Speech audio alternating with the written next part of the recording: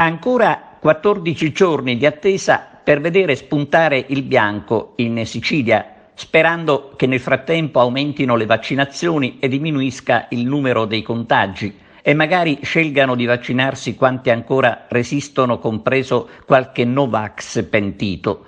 Intanto la zona gialla per la Sicilia è stata confermata per un'altra settimana perché la norma, ha detto il presidente dell'Istituto Superiore di Sanità Brusaferro, prevede che siano trascorsi 14 giorni con i parametri sotto la soglia della zona gialla.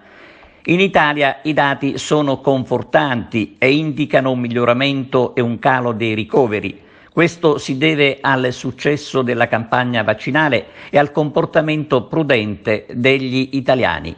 Purtroppo è esclusa la nostra isola, dove i comportamenti lasciano ancora a desiderare, con gente sorpresa senza mascherina, con gli assembramenti ovunque e titolari di esercizi commerciali che non si curano affatto di far rispettare le regole ai clienti. Da qui la necessità di incrementare i controlli, di non abbassare assolutamente la guardia se si vuole raggiungere l'obiettivo della zona bianca. Così come stanno le cose, forse è meglio attendere ancora.